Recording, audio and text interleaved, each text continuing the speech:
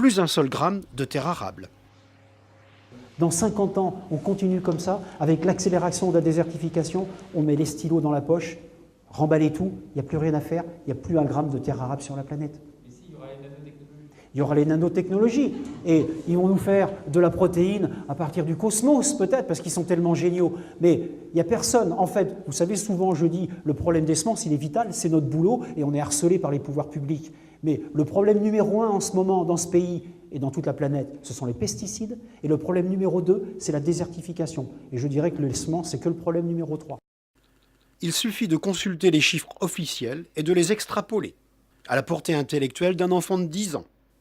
Le problème de la désertification est concomitant à la disparition de l'eau douce, qui est en majeure partie utilisée par l'agriculture intensive. La production d'1 kg de viande de bœuf nécessite en effet 100 kg de fourrage et 4 kg de grains, donc plus de 100 000 litres d'eau. La consommation d'1 kg de viande de bœuf produit en agriculture intensive équivaut à prendre une douche de 5 minutes à 18 litres d'eau par minute pendant 3 années consécutives.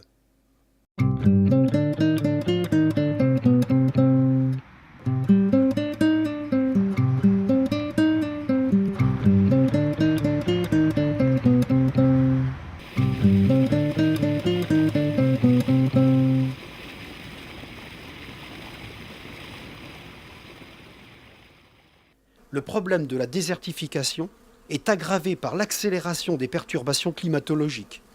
Nos butineuses, les abeilles, sont les premières à en souffrir. C'est vrai que là, la machine devient un peu compliquée parce qu'effectivement, tout est interpénétré. Alors, je vais toujours garder ce phénomène d'hyperlocalisation parce que c'est très important.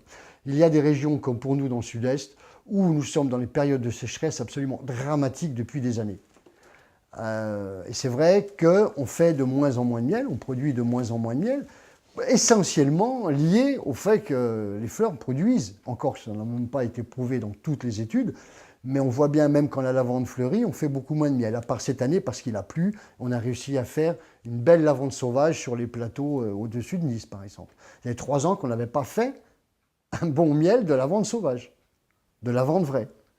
Et cette année, il a plu 3-4 fois, ça a suffi.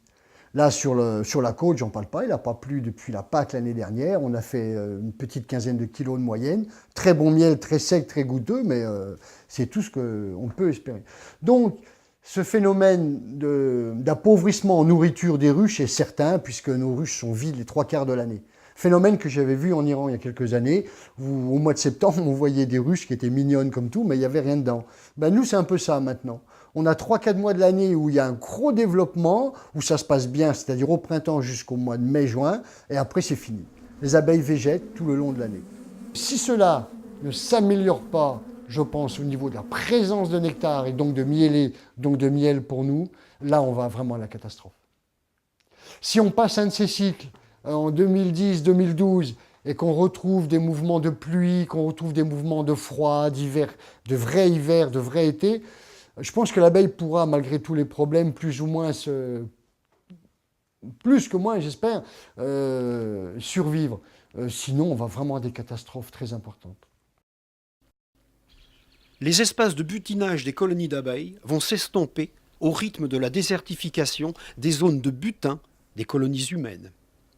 L'espèce humaine est la seule espèce de la biosphère à piller sans vergogne les ressources naturelles. Elle est la seule espèce à détruire sa niche. L'espèce humaine est obsédée par l'extraction. Elle extrait de l'or, du pétrole, de l'uranium, du poisson, de l'ADN, de l'humus, de l'eau, etc. L'espèce humaine, une espèce d'extraction, bientôt en voie d'extinction par épuisement des ressources planétaires et par destruction de la biosphère.